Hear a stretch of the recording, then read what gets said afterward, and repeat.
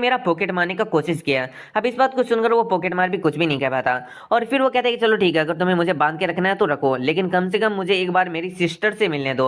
अपने आप से उसकी आंखों को देखकर मन में सोच रहा होता है कि इसकी जो आंखें हैं वो सिंसियर है और ये झूठ नहीं बोल सकता है, इसलिए अपने आप से उसे कहता है कि चलो ठीक है, तुम मुझे अपने घर तक ले जाओ और मुझे यहाँ पर अपने घर का रास्ता बताओ। आई मीन इसी के सामने हम देखते हैं वो लड़का अपने हमसे को अपने घर के पास में लेकर आ जाता है एंड कह रहा होता है कि ये मेरा घर है। फिर वहां पर आकर वो यहाँ पर अपनी बहन जिसका नाम सियोल होता है उसका नाम जोर जोर से चिल्लाने लगता है। इधर अपने हमसे में सोच रहा होता है कि अच्छा तो ये लोग एक झोपड़ी के अंदर रहते हैं। सच्चे में यहाँ पर जो अनाथ बच्चे होते हैं उनकी जो जिंदगी होती है वो काफी ज्यादा बेकार होती है। फिर हम देखते हैं जैसे ही जो सियोल होती है वो बाहर निकलती है और देखती है कि उसके भाई को यहाँ पर किसी ने पकड़ के रखा है, रस्सी से बांध के रखा है, तो वो काफी ज्यादा हैरान हो जाती है। उसके हाथ में जो किताब होती है वो नीचे गिर जाती है। इधर हम देखते हैं अपने हमसे उस किताब को देखकर मन में सोच रहा होता है कि इस किताब का नाम है क्लासिक ऑफ पोएट्री।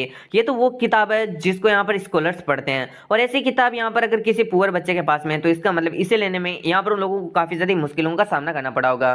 फिर अपना हमसे उस किताब को उठाता है और सियोल को वापस से दे देता है और कहता है कि लगता है कि ये जो किताब वो तुम्हारे लिए काफी ज्यादा इंपॉर्टेंट है, मुझे लगता है कि तुम्हें इसका ख्याल रखना चाहिए। वहीं पर वो लड़की कह रही होती है कि आखिर तुमने मेरे भाई को क्यों पकड़ के रखा है, प्लीज उसे जाने दो, ये सब कुछ मेरी गलती की वजह से है। मैं यहाँ पर है ना हमेशा उसके ऊपर रिलाई करती रहती हूँ और ना ही मैं कोई दूसरा काम कर पाती हूँ। इधर हम देखते हैं जो यहाँ पर अपना पॉकेट मार होता है वो कह रहा होता है कि तुम वो जो पैसा जो कि मेरे को गार्ड के रूप में हायर करने के लिए देने वाले हो वो मेरी बहन को दे दो, अगर तुम ऐसा करते हो तो मैं अभी के अभी तुम्हारे साथ में चलने के लिए तैयार हूँ। हम देखते हैं यहाँ पर जो सियोल होती है वो जैसे सुनती है पैसे के बारे में वो कहती है कि आखिर आप किस पैसों के बारे में बात कर रहे हो और आखिर आप मेरे भाई को कहां पर लेकर जा रहे हो। इधर हम देखते हैं अपना एमसीयू से कहता है कि पहले तुम्हें थोड़ा शांत होना चाहिए, मैं तुम्हें सारी यहाँ पर जो सिचुएशन है उसे काफी ज्यादा अच्छी तरीके से और विस्तार से एक्सप्लेन कर देता हूँ और इतना कहकर अपना एमसीयू से सब कुछ बता देता है कि क्या क्या हुआ है अभी तक। अब इन बातों को सुनकर यहाँ पर जो लड़की होती है वो समझ जाती है कि यहाँ पर उसके भाई को सिर्फ और सिर्फ गार्ड के रूप में यहाँ पर हायर किया जा रहा है और इसके अलावा यहाँ पर कोई ज्यादा स्पेशल बात नहीं है। फिर वो अपने हमसे कहती है कि वेल अगर ऐसी बात है तो ये थोड़ा बहुत सेमलेस हो सकता है, लेकिन क्या आप मेरे को भी रिक्रूट कर सकते हैं अपने यहाँ पर। हाँ मैं जानती हूँ कि मैं काफी ज्यादा वीक हूँ, लेकिन फिर भी मैं आपके घर का क्लीनिंग का काम, लॉन्ड्री का काम और जो एक हाउसमेट करती है वो सारे के सारे काम कर सकते हो। अब इन बातों को सुनकर अपने हमसे भी काफी ज्यादा हैरान होता है और इसको सुनकर उसका भाई भी यहाँ पर अपने हमसे से रिक्वेस्ट करने लगता है और कहता है कि आप मेरी सिस्टर को भी यहाँ पर हायर कर लो क्योंकि वो काफी ज्यादा ऑनेस्ट है एंड वो यहाँ पर काफी ज्यादा स्मार्ट भी है। इधर अपने हमसे में सोच रहा होता है कि मैंने इसके भाई को हायर करने के लिए इसको यहाँ पर बदले में 10 सिल्वर कॉइन दिए जो कि इसके लिए बिल्कुल भी इनफ नहीं होने वाले हैं और ये यहाँ पर अकेली रहेगी अपने भाई के बिना, तो ये किसी खतरे से खाली नहीं है। वैसे मैं सभी लोगों की मदद नहीं कर सकता हूँ, लेकिन मैं ये छोटे छोटे स्टेप लेकर एक नई शुरुआत कर सकता हूँ। ये सब कुछ सोचकर अपना हमसे उस लड़की से कह देता है कि चलो ठीक है तुम भी हमारे साथ में चलोगी। अभी फिर हमारा सीन शूट होता है और हम देखते हैं अपने हमसे उन सभी को अपने घर पर लेकर आ जाता है और उनको रहने के लिए एक जगह भी दे देता है एंड ये जगह कोई और नहीं होती बल्कि इन तीनों मूर्तियों का कमरा ही होता है जहां पर ये लोग उधम मचा रहे होते हैं और इनका रिएक्शन भी वही होता है जो कि सबसे पहले इन तीनों मूर्तियों का हुआ था। लेकिन ये जो तीनों मूर्तियां होती हैं वो यहाँ पर अपने पास में आए रूममेट्स को देखकर बिल्कुल भी खुश नहीं होते हैं एंड वो कह रहे होते हैं कि आखिर यहाँ पर क्या चल रहा है, सब कुछ बर्बाद हो गया है। यहाँ पर ये कमरा इतना भी ज्यादा बड़ा नहीं है कि हम सभी लोग यहाँ पर रह पाए। वो बास्टर सुनू यहाँ पर अकेले तो इतने बड़े रूम में रहता है और हमको इतने सारे रूममेट्स दे दिए, आखिर वो कैसा डेमन है। फिर हम जिनको देखते हैं जो कि अपने हमसे से कह रही होती है कि क्या तुम इस चीज़ को लेकर श्योर हो कि तुम इन सभी बच्चों को सिखाओगे, इनका रेस्पॉन्सिबिलिटी उठाओगे और इनके बाद में इन्हें एक अच्छा गार्ड बनोगे। अपने हमसे कहता है कि मतलब आपको टेंशन लेने का कोई भी जरूरत नहीं है, मैं समझता हूँ कि परेशानी को और आपके कंसर्न को, लेकिन मैं इन सभी को अच्छी तरीके से संभाल सकता हूँ। जिन भी इसके लिए मान जाती है और कहती है कि चलो ठीक है तुम्हें जो करना है वो करो। वैसे मैंने सुना है कि तुम यहाँ पर एक लड़की को भी लेकर आए हो तो उसका टेक केयर मैं करने वाली हूँ। अपने हमसे कहता है कि थैंक्स, वैसे भी मैं इसके लिए आपसे यहाँ पर पूछने वाला था। फिर हमारा सीन शूट होता है और अब हम देखते हैं हम जो जिन होती है वो उस लड़की को यानी उस पॉकेट मार की सिस्टर को अपनी बहन, अपनी जो बेटी होती है उसकी तरह यहाँ पर ट्रीट कर रही होती है। वो उसे अपने साथ में नहला रही होती है, मन में सोच रही होती है कि ये लड़की काफी ज्यादा क्यूट और यहाँ पर मैच्योर है क्योंकि ये काफी ज्यादा मतलब अनाथ रही है और इसको कोई भी टाइप के प्रिविलेज नहीं मिले हैं। लेकिन फिर भी ये जो लड़की है वो यहाँ पर थोड़ी साई है। वैसे इस लड़की की जो स्किन है वो नहाने के बाद में काफी ज्यादा पेल हो चुकी है एंड इसी के साथ में इसका यहाँ पर जो चिन है वो भी वी शेप के अंदर है। इसका मतलब ये लड़की काफी ज्यादा प्रीटी है। फिर वो सोचती है कि वैसे यहाँ पर जो जिनू है, आई मीन जो सुनू है, वो पता नहीं कहां पर चला गया। मैं तो ये सोच रही हूँ कि अभी वो क्या कर रहा होगा। फिर हमारा सीन शूट होता है और हमें दिखाया जाता है अपने एमसी को जो कि किसी और के पास में नहीं बल्कि योन के पास में आया होता है। तो योन अभी उसे अपनी एक स्ट्रेटेजी बता रही होती है एंड कह रही होती है कि वैसे मैं यहाँ पर एक नया बिजनेस यहाँ पर ओपन करने वाली हूँ, यानी मैं वापस से यहाँ पर जो मर्चेंट ग्रुप है उससे स्टार्ट करने वाली हूँ। अपने एमसी भी कहता है कि अच्छा ऐसी बात है। इसी के साथ में योन होती है वो बता रही होती है कि वेल यहाँ पर ये जो बिजनेस करना है ये मेरी फैमिली का यहाँ पर है ना पैसा रहा है तो मैं इसको ऐसे नहीं छोड़ सकती हूँ और इसके बारे में मैंने ग्रैंडपा से भी यहाँ पर पूछ लिया है। अब इधर अपने में सोच रहा होता है कि मैं इसकी आंखों के अंदर वापस से वो फायर देख सकता हूँ जो कि मैं पहले देख पा रहा था। मुझे लगता है कि अब ये सच में वापस से आ चुकी है, यानी जो इसके दुख थे, जो कि अपने पिता के दुख से यहाँ पर उबर नहीं पा रही थी, मुझे लगता है कि ये फाइनली उबर चुकी है उस दुख से। फिर अपने हमसे भी उससे कहता है कि चलो ठीक है, तुम जो भी कर रही हो मैं उसके अंदर जितना हो सकता है मुझसे मैं उतना ज़्यादा यहाँ पर हेल्प करूंगा। यून भी इसके लिए अपने हमसे को थैंक्स करती है। फिर अपने हमसे कहता है कि वेल तुम्हें यहाँ पर बहुत सारे फंड्स की भी तो जरूरत पड़ेगी ना, क्योंकि तुम अपना बिजनेस वापस से स्टार्ट कर रहे हो। अब इस बात को सुनकर योन कहती है कि अगर अब यहाँ पर फंड्स की बात आई गई है तो मैं तुम्हें कुछ बताना चाहती हूँ। अपने हमसे कहता है कि क्या है वो। इधर जो योन होती है वो कहती है कि वैसे हमारे पास फंड्स के लिए नाइट ग्लो जेम है, लेकिन ये काफ़ी ज़्यादा प्रीशियस है एंड ये अगर मेरे पास में रहता है तो ये काफ़ी ज़्यादा डेंजरस रहेगा। तो मैं चाहती हूँ कि तुम मेरे को यहाँ पर अकम्पनी दो, यानी तुम यहाँ पर जब भी मैं किसी लॉन्ग यात्रा पर जाऊँ, किसी दूसरी जगह पर जाऊँ, तब तुम मेरे साथ में रहो और मेरी रक्षा करो। अब इस पर अपने हमसे कहता है कि अच्छा ऐसी बात है, चलो ठीक है मैं तुम्हारी इसमें हेल्प कर दूंगा। योन इसके लिए थैंक्स करती है। अपने हमसे कहता है कि तुम्हें थैंक्स बोलने की कोई भी जरूरत नहीं है, तुम्हारे लिए तो मैं कुछ भी कर सकता हूँ। अब ये वाली बात को सुनकर योन ब्लश करने लगती है। वहीं पर अपने हमसे कहता है कि चलो ठीक है अभी मैं यहाँ से जा रहा हूँ। योन ब्लश करते हुए कह रही होती है कि चलो ठीक है जाओ, लेकिन यहाँ पर सेफ रहना। इधर हम देखते हैं अपने हमसे सोच रहा होता है कि वैसे यहाँ पर जो योन है वापिस अपने मर्चेंट ग्रुप को स्टार्ट करने वाली है और उसकी एबिलिटी के हिसाब से वो काफी जल्दी यहाँ पर जो ये मर्चेंट ग्रुप है उससे बहुत ही ज्यादा ऊंचाई तक ले जाएगी। और अगर ऐसा होता है तो इसके बाद में इसका ये जो मर्चेंट ग्रुप है वो मेरे लिए भी बहुत ही ज्यादा यहाँ पर बेनिफिट साबित हो सकता है, यानी ये मेरी भी बहुत ज्यादा मदद कर सकता है। मुझे लगता है कि अब मुझे यहाँ पर और भी बहुत सारे गार्ड्स को इकट्ठा करने में या फिर उनको हायर करने पर ध्यान देना चाहिए और यहाँ पर नए ऑर्फन बच्चों को यानी अनाथ बच्चों को अपने गार्ड के रूप में हायर करने के लिए अपना हमसे स्लम्स एरिया में जाता है, लेकिन अभी उसे कोई एक भी बंदा नहीं मिलता जो कि उसके साथ में यहाँ पर गार्ड के लिए हायर होने को यहाँ पर हाँ कर दे। इधर अपना हमसे इन चीजों को देखकर मन में सोच रहा होता है कि वे आज तो मुझे एक भी बंदा नहीं मिला। फिर अपना हमसे घर पे आ जाता है एंड इसी के साथ में यहाँ पर कह रहा होता है अपने फादर से कि मुझे लगता है कि अभी मेरे पास में जितने भी जो लोग हैं मुझे उन्हें ट्रेन करना होगा। वहीं पर हम देखते हैं यहाँ पर मुन को, जो कि अपने हमसे को जैसे देखता है वो अपनी नस को मोड़ लेता है। अब उसके चेहरे को देखकर हम बता सकते हैं कि उसको यहाँ पर किसी ने बहुत ही ज्यादा बुरी तरीके से पीटा है। फिर वो अपने हमसे कहता है कि अरे सुनो तुम वापिस से आ चुके हो गया। अपने हमसे भी उसके पास में जाता है और कहता है कि फादर एक मिनट रुको, आपका यहाँ पर जो चेहरा है वो सुझाव कैसा है। मुन कहता है कि कहाँ सुझाव है, मुझे लगता है कि तुम्हें यहाँ पर कुछ गलत फहमी हो चुकी है। अपने हमसे उसके पास में आता है और उनका चेहरा मोड़ते हुए कहता है कि देखो ना मुझे लगता है कि आपको किसी ने यहाँ पर हिट किया है। आखिर आपको किसने हिट किया फादर, क्या यहाँ पर आखिर किसकी हिम्मत होगी जिसने आपको यहाँ पर हिट करने का कोशिश किया। इस पर मुन कहता है कि नहीं नहीं यहाँ पर किसी ने मेरे को हिट नहीं किया, वो तो मैं बस थोड़ा सा स्पार कर रहा था, मतलब मैं अपनी इच्छा से मैच कर रहा था तो मेरे को ये वाला लग गया। इधर अपने हमसे कहता है कि क्या अभी स्पार कर रहे थे जबकि आपने अभी अभी मार्शल आर्ट को सीखना शुरू किया है, और आखिर ऐसा कौन बंदा है जो कि आपके जैसे न्यूबी के साथ में यहाँ पर इस बार मैच करने का सोचे, क्योंकि जो भी यहाँ पर मोरिम होता है उसके अंदर न्यूबी के साथ में मैच नहीं किया जाता, इस बार मैच नहीं किया सकता। फिर अपने हमसे कहता है कि ऐसा तो हो ही नहीं सकता, जब तक कि आप यहाँ पर खुद से सामने वाले को चैलेंज नहीं देते हो वो यहाँ पर तुमसे बिल्कुल भी फाइट नहीं कर सकता अगर तुम मार्शल आर्ट के अंदर न्यूबी हो तो। हम देखते हैं यहाँ पर जो अपनी जिन होती है यानी अपने हमसे की मदर वो आ जाती है और कहती है कि हाँ तुमने सही कहा, वैसे यहाँ पर जो तुम्हारे फादर हैं उन्होंने यहाँ पर सामने वाले को चैलेंज दिया था पहले फाइट करने के लिए। अपने हमसे कहता है कि क्या मेरे फादर ने ये किया। जिन कहती है कि चलो इन बातों को छोड़ो, हम लोग इनके बारे में अंदर आकर बात करेंगे और तुम डियर तुम बाहर ही खड़े रहो, यानी अपने मुन को सजा मिला है। फिर हम देखते हैं यहाँ पर जो अपनी जिन होती है वो अपने हमसी को अंदर लेकर आ जाती है और सारी की सारी सिचुएशन समझाने लगती है। तो बेसिकली जिनका कहना है कि यहाँ पर जो दोनों गिरगिट बहनें हैं उनमें से जो छोटी बहन है वो यहाँ पर आई थी कल, एंड इसी के साथ में वो जैसे यहाँ पर आई वैसे ही उसका जो हस्बैंड था उसके साथ में तुम्हारे फादर ने यहाँ पर इस बार मैच किया। अपने हमसे कहता है कि वैसे मेरे फादर ने उन्हें चैलेंज क्यों किया था, आखिर उस वक्त मेरे फादर सोच क्या रहे थे।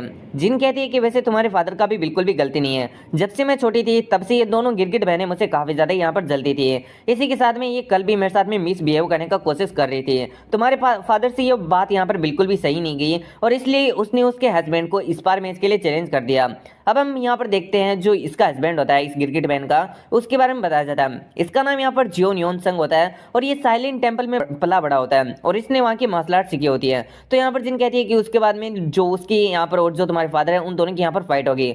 अपने हमसे कहता है कि और उस फाइट के अंदर मेरे पिता यहाँ पर काफी बुरी तरीके से पीटे। यहाँ पर जो जिन होती है वो कहती है कि तुमने सही कहा। अपने हमसे में सोच रहा होता है कि वैसे अगर मैं यहाँ पर इस बात को इग्नोर कर देता हूँ तो मेरे को लगता है कि फ्यूचर के अंदर भी ऐसा ही बहुत बार होता रहेगा। इसी के साथ में मुझे लगता है कि मुझे अब इन चीजों को यहाँ पर संभालना ही होगा अच्छी तरीके से और ये मेक श्योर करना होगा कि ये वाली जो चीज है वो वापस से दोबारा ना हो। फिर हम देखते हैं यहाँ पर जो अपना हमसे होता है वो यहाँ पर मुन को कह रहा होता है कि आपको इस चीज को पीना चाहिए। मुन कहता है कि किस चीज को। अपने हमसे कहता है कि बस मुंह ओपन करो और यहाँ पर मेरे को ये जो सीसी है उसको यहाँ पर है ना मतलब आपको देने के लिए दो। अब हम देखते हैं जो मून होता है वो कहता है कि 1 मिनट रुको तो सही, आखिर ये चीज क्या है। अपने हमसे कहते हैं कि विल बस तुम यहाँ पर अपने बेटे की सुन लो और इस चीज को यहाँ पर पी लो। लेकिन हम देखते हैं मून बार बार मना कर रहा होता है, तो अपने हमसे उसका मुंह पकड़ के उसके अंदर एक ड्रॉपलेट यहाँ पर डाल देता है। जैसे ये वाली जो ड्रॉपलेट होती है वो यहाँ पर मून पीता है, हम देखते हैं यहाँ पर एक बहुत ही बड़ा यहाँ पर रिएक्शन होता है। इसी के साथ में मून की पूरी बॉडी के अंदर से एनर्जी निकल रही होती है। अपने हमसे उसके मुंह को पकड़ लेता है और कहता है कि यहाँ पर जो अपना मुंह उसे बिल्कुल भी ओपन मत करना, वरना तो जो की है वो यहाँ पर बाहर निकल जाएगी। इसी के साथ में अपने हमसे उसे कह रहा होता है कि अपनी जो की है उसे उसी तरीके से यहाँ पर सर्कुलेट करने का कोशिश करो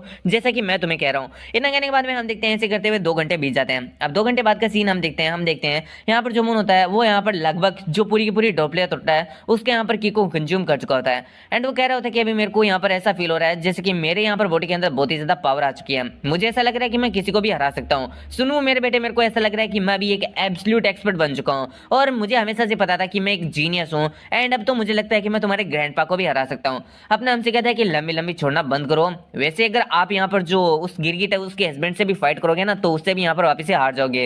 अभी भी आप इतने भी ज्यादा यहाँ पर स्ट्रॉन्ग नहीं बने हो, क्योंकि आपकी यहाँ पर जो पावर है वो भले ही बढ़ गई हो लेकिन आपकी जो मार्शल आर्ट टेक्निक्स है वो एकदम बेकार की बेकार ही है। मुन इस पर कहता है कि वैसे मेरे को टेक्निक्स की अभी कोई जरूरत नहीं है, मेरे पास में ऑलरेडी बहुत ही ज्यादा पावर है। अपने हमसे कहता है कि जैसा कि मैंने कहा ये सब कुछ पावर की वजह से नहीं होता, अगर आपको किसी से फाइट करनी है तो आपके पास में बहुत सारी टेक्निक्स भी होनी चाहिए, इसलिए आपको अपनी जो टेक्निक्स है उन्हें यहाँ पर अच्छी तरीके से सुधारना चाहिए। और इसके लिए पहले आपको यहाँ पर जो अपनी बॉडी के अंदर एलेक्सर है और ये जो ड्रॉपलेट है उसकी जो की है उसको अच्छी तरीके से यहाँ पर कंज्यूम करना होगा।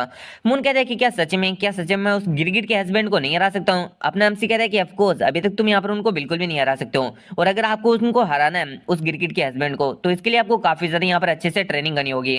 मून कहते हैं कि चलो ठीक है, मैं आज से बहुत ही ज्यादा अच्छी तरीके से ट्रेनिंग करूंगा। इतना कहते हुए मून वहां से चला जाता है। वहीं पर अपने हमसे में सोच रहा होता है कि उन बास्टर्ड को मैं यहाँ पर बिल्कुल भी नहीं छोड़ने वाला हूँ और इस चीज को मेक श्योर करूंगा कि उन्होंने जो मेरी फैमिली का हालत किया मैं इससे यहाँ पर 72 गुना की हालत उन लोगों की करूंगा। फिर हम देखते हैं अपने हमसे यहाँ पर चलने लगता है और मन में सोच रहा होता है कि मुझे अब जो गार्ड्स हैं उनकी ट्रेनिंग को भी और भी ज्यादा कठोर कर देना चाहिए। तो अगली मॉर्निंग का सीन दिखाया जाता है जहां पर अपना हमसे सभी गार्ड्स को यहाँ पर इकट्ठा कर लेता है और कहता है कि आज से तुम्हारी रियल ट्रेनिंग शुरू होने वाली है। अब तक तुमने जो भी किया है यहाँ पर सिर्फ और सिर्फ बेकार था।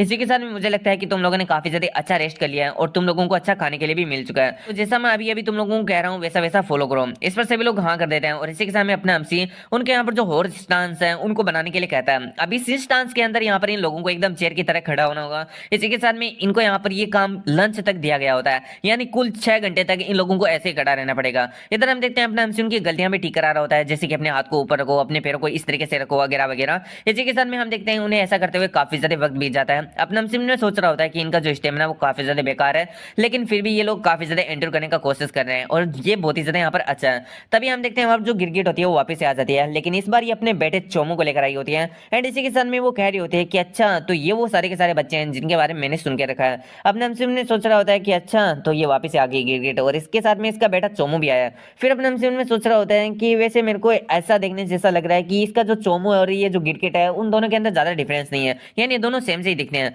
फिर अपने हमसे यहाँ पर जो गिरगिट होता है उसके पास में आता है और कहता है कि गिरगिट जी यहाँ पर नमस्ते हैं। इस पर वो लड़की कहती है, आई मीन जो गिरगिट होती है वो कहती है कि अरे बेटा सुनो, मुझे लग रहा है कि ये पहला टाइम है जब हम लोग डायरेक्टली यहाँ पर जो ग्रीटिंग्स है उनको शेयर कर रहे हैं। वैसे क्या तुम्हारी मदर यहीं पर है? अपने हमसे कहता है कि हाँ वो अंदर ही है, आप मेरे को फॉलो कीजिए, मैं आपको वहां पर ले जाता हूँ। इस पर वो गिरगिट भी कहती है कि चलो ठीक है। वहीं पर हम इस चोम को देखते हैं जो कि कह रहा होता है कि अरे तुम सब लोग कर क्या रहे हो। तभी हम देखते हैं गिरगिट को जो कि कह रही होती है कि बेटा उनसे दूर रहो, अगर तुम उनके पास में गई तो हो सकता है कि तुम्हें कोई बीमारी लग जाए। अपने हमसे कोई वाली बात पसंद नहीं आती और उनमें सोच रहा होता है कि क्या बीमारी। वहीं पर हम चोमो को देखते हैं जो कि सच में चोमो होता है और कह रहा होता है कि ये लोग हॉर्स स्टांस को कर रहे हैं, जबकि आज के टाइम में ऐसा कोई भी नहीं करता है। तो मैं तो बस इसके लिए थोड़ा बहुत क्यूरियस था। अपने हमसे में सोच रहा होता है कि WTH इस लड़के को यहाँ पर जो हॉर्स स्टांस है उसके इंपोर्टेंस का भी नहीं मालूम है। वैसे इसको थोड़े समय बाद में अपने आप ही यहाँ पर पता चल जाएगा। फिर हम देखते हैं यहाँ पर जो अपना अंश होता है वो यहाँ पर जो गिरगिट होता है उसे अपने मदर के पास में ले जाता है। दोनों आपस में ग्रीटिंग शेयर करते हैं और इसी के साथ जो गिरगिट होती है वो यहाँ पर जो जिन होता है उससे पूछ रही होती है कि तुम्हारा हस्बैंड कहाँ पर है। यहाँ पर जो जिन होती है वो कहती है कि वो वापस से रेस्टोरेंट के अंदर चले गए हैं।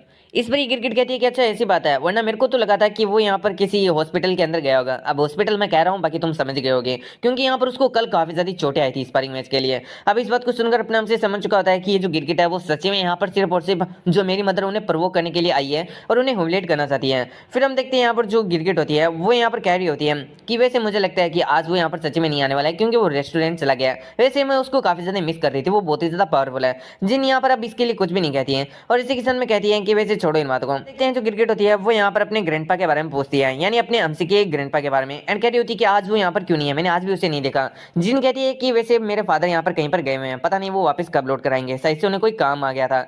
इधर इसी के साथ जो जिन होती है मन में सोच रही होती है कि वेल यहाँ पर जो मेरे फादर हैं इनकी वजह से ये सभी लोग काफी ज्यादा डरते हैं, और एक बार अगर इन लोगों को पता चल गया कि जो मेरे फादर वो यहाँ पर नहीं है तो उसके बाद में ये लोग क्या करेंगे इसका मेरे को भी नहीं पता। यहाँ पर हम क्रिकेट को देखते हैं जो कि कहते हैं कि अच्छा ऐसी बात है, हाँ तुमने सही कहा कि वो यहाँ पर बहुत ही ज्यादा यहाँ पर यात्रा करना पसंद करते हैं और कभी भी एक जगह नहीं टिकते हैं।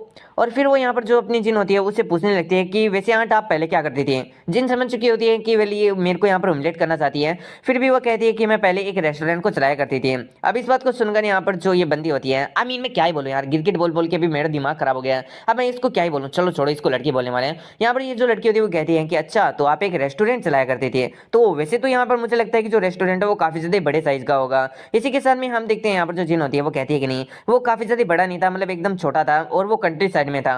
जिस बात को सुनकर ये गिरगिट, हाँ मैं गिरगिट ही बोलूंगा, एंड इसी के साथ वो हंसते हुए कह रही होती कि ओह बहुत ही ज्यादा छोटा और कंट्री साइड के अंदर, अच्छा ऐसी बात है, मुझे लगता है कि मुझे हंसना नहीं चाहिए था, ये काफी ज्यादा रूड हो गया, इसके लिए मुझे माफ कर दो। इधर हम देखते हैं जिनको जो कि कहती है कि नहीं कोई बात नहीं है, वैसे मैं इस चीज से बिल्कुल भी ऑफेंड नहीं होने वाली हूँ, और नहीं मेरे को इस चीज से कोई शर्म आती है कि हम लोग एक छोटा सा रेस्टोरेंट चलाते थे। अगर मेरे को किसी चीज के अंदर शर्म आती है तो बस इतने में कि यहाँ पर मैं किसी दूसरे लोगों को जज करूँ। अब इस पर जो यहाँ पर गिरगिट होती है वो कहती है कि हाँ तुमने सही कहा। इसी के साथ वो मन में सोच रही होती है कि मेरे को लगता है कि तेरे को जो भी मिला है यहाँ पर पूरी तरीके से सही मिला है, क्योंकि तू बचपन से ही काफी ज्यादा हाई और माइटी एक्ट करती थी, जबकि अब तुम्हारी शादी एक यहाँ पर सड़े हुए से हस्बैंड के साथ में हो चुकी है। इसी के साथ में हमें बताया जाता है कि यहाँ पर ये जो दोनों लड़कियां हैं गिरगिट बहने हैं, वो यहाँ पर काफी ज्यादा हेट करती थी अपने जिन से, क्योंकि एक दिन चांगची अचानक से यहाँ पर जो जिन है उसे फैमिली के अंदर लेकर आ गया था, क्योंकि यहाँ पर जो जिन थी वो काफी ज्यादा टैलेंटेड थी और इसी के साथ में काफी ज्यादा खूबसूरत थी, तो यहाँ पर इन दोनों की तो मानो कोई वैल्यू नहीं थी, यानी इनको कोई पूछता भी नहीं था। इसी के साथ जो लौंडे थे वो भी यहाँ पर सिर्फ और सिर्फ जिन के ऊपर ही मरते थे, जिसकी वजह से ये जो दोनों यहाँ पर गिरगिट थी वो और भी ज्यादा यहाँ पर जलती थी। तो बस इतना ही था कि यहाँ पर ये अपनी जो जिन है उसे यहाँ पर क्यों हेड करती है।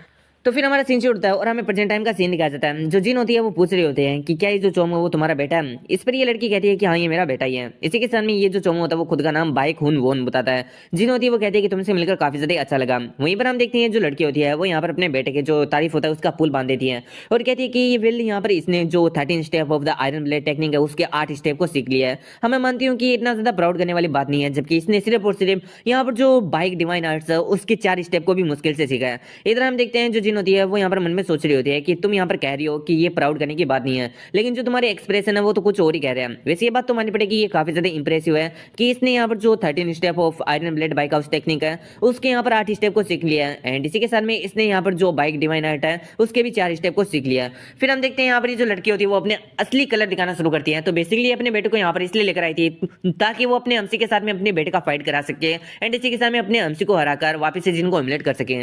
तो वो अपने अम्सी से कह रही होती है कि मैंने सुना कि सभी लोग तुमको पहले इडियट कहते थे, मुझे नहीं लगता है कि तुम्हारे जैसे बंदा जो कि काफी ज्यादा गुड लुकिंग है उसको कोई यहाँ पर इडियट कह सकता है। अब नंसिम ने सोच रहा होता है कि यार सभी लोग ऐसा ही बोलते हैं, एंड अब तो मैं इन चीजों से यहाँ पर काफी ज्यादा परेशान हो चुका हूँ। वहीं पर हम देखते हैं जो लड़की होती है वो यहाँ पर अपने अम्सी को प्रेशर कर रही होती है एंड ऑमलेट करने का कोशिश कर रही होती है, एंड कह रही होती है कि मुझे लगता है कि ये सब का सब यहाँ पर रूमर ही है, एक अफवाह ही है ना। हम देखते हैं अपने अम्सी को जो कि कहते हैं कि वैसे मेरे को थोड़ा बहुत शर्म तो आ रही है एडमिट करने में कि ये सब कुछ यहाँ पर सही है। मैं यहाँ पर है ना दुनियादारी से इतना ज्यादा वाकिफ नहीं था पहले, तो जिसकी वजह से सभी लोग मेरे को यहाँ पर इडियट इडियट बुलाते थे। अब इस बात को सुनकर हम देखते हैं चोमो को जो कि कहता है कि अरे मेरे भाई को कोई इडियट कैसे कह सकता है, जबकि तुम तो इतने ज्यादा यहाँ पर अच्छे दिखाई देते हो। वैसे क्या तुमने कभी मार्शल आर्ट को सीखा है? अपने हमसे कहता है कि हाँ सीखा है मैंने ठीक ठाक लेवल का। इस पर जो चोमो होता है वो कहता है कि अच्छा ऐसी बात है। वहीं पर हम देखते हैं इस लड़की को जो कि मन में सोच रही होती है कि जैसा बाप वैसा ही बेटा, इन दोनों को जाल में फंसाना काफी ज्यादा ईजी है। तो बेसिकली ये अपने हमसे के साथ में अपने बेटे का फाइट कराने वाली है, जैसे कि मैंने पहले कहा। और ये अपने हमसे से कह भी देती है कि वैसे मेरा जो बेटा है वो भी एक स्पारिंग पार्टनर के बारे में यहाँ पर खोज कर रहा है, मतलब उसको ढूंढ रहा है, तो क्यों ना तुम मेरे बेटे के स्पारिंग पार्टनर बन जाओ, यानी तुम उसके साथ में एक मैच कर लो। अब और इसी के साथ वो मन में सोच रही होती है कि वेल अब अगर जिन इसके लिए यहाँ पर मना कर देगी तो ये काफी ज्यादा सेमफुल हो जाएगा, और अगर वो इसके लिए एलो कर देगी तो उसके बाद में जो मेरा बेटा है वो जिन के बेटे की बहुत ही ज्यादा बुरी हालत कर देगा। तो मैं देखना चाहती हूँ कि जिन आखिर तुम अभी क्या करते हो। वहीं पर हम देखते हैं हमने हमसे को जो कि थोड़ा यहाँ पर बिगी बिल्ली से एक्टिंग करते हुए कह रहा होता है कि मेरे को थोड़ा डर लग रहा है, आखिर आप इसके बारे में क्या सोचती हो मदर। हम देखते हैं जो जिन होती है वो हंसते हुए कहती है कि चलो ठीक है तुम यहाँ पर कर सकते हो इसके साथ में ट्रेनिंग। अब इस पर अपना एमसी भी उसको थैंक्स कहता है। सीन से उठाता है और हमें दिखाया जाता है अरीना का सीन, जहाँ पर हम देखते हैं दोनों दोनों एक दूसरे को ग्रीटिंग्स कर रहे होते हैं। एंड इसी के साथ में हम देखते हैं यहाँ पर ये जो चोमू होता है वो अपने अमसी के सामने कुछ ज़्यादा ही पोलाइट होने का कोशिश कर रहा होता है, जबकि अपनी अमसी को पता होता है कि ये सारा का सारा एक एक्ट है और ये लोग मेरे को सिर्फ और सिर्फ ह्यूमिलेट करना चाहते हैं। फिर अपना अमसी कहता है कि चलो ठीक है, हम अपना फाइट शुरू करते हैं। और इतना कहकर वो अपने सोड को यहाँ पर निकालने का कोशिश करता है, लेकिन ऐसे एक्टिंग करता है जैसे वो सोड यहाँ पर निकल ही नहीं रही है। इसलिए वो कहता है कि लगता है कि जो मेरी सोड है वो यहाँ पर जाम हो चुकी है, तो मुझे लगता है कि मुझे अब बिना सोड को निकाले ही तुमसे फाइट करना होगा। वैसे तुम अपनी सोड को निकाल सकते हो। इस पर चोमू कहता है कि क्या आप इस चीज को लेकर श्योर हो? अपना हमसे कहता है कि हाँ, मैं पूरी तरीके से श्योर हूँ। चोमू कहता है कि चलो ठीक है, आप जैसा चाहते हो वैसा ही। अगर सीनियर मेरे को ये अपॉर्चुनिटी दे रहे हैं तो मैं इसका एडवांटेज जरूर उठाऊंगा। अपना हमसे कहता है कि चलो फाइट को शुरू करते हैं। अब हम देखते हैं जो चोमू होता है वो अपने एमसी को अटैक करने के लिए बढ़ जाता है। इसको ब्लॉक करते हुए अपना हमसे में सोच रहा होता है कि इसने 13 step of iron blade technique से मेरे ऊपर हमला किया है, जो कि सच में काफी ज्यादा पावरफुल है। वहीं पर हम देखते हैं जो चोमू होता है मन में सोच रहा होता है कि ये इडियट सच में काफी ज्यादा इंटरेस्टिंग है। मुझे लगता है कि मुझे अपने पावर का थोड़ा और भी हिस्सा यूज करना होगा इसे हराने के लिए। और ये सब कुछ सोचकर हम देखते हैं वो अपने एमसी के ऊपर एक काफी ज्यादा खतरनाक तरीके से अटैक करने लगता है, लेकिन अपने एमसी उन सभी को इजिली डोज कर लेता है, जिससे तो चोमू भी काफी ज्यादा हैरान होता है। फिर वो सोचता है कि मुझे अपनी और भी पावर का यूज करना चाहिए और भी ज्यादा फास्ट यहाँ पर मूव करना चाहिए।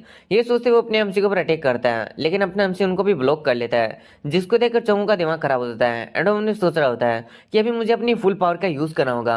और ये सब कुछ सोचकर वो अपने एमसी के ऊपर अटैक कर देता है। वहीं पर अपना एमसी उसके सारे अटैक्स को ब्लॉक कर रहा होता है। चोमू मन में सोच रहा होता है कि आखिर ये कैसे पॉसिबल हो सकता है, ये इडियट क्या सच्ची में मेरे सारे के सारे अटैक्स को डोज कर सकता है।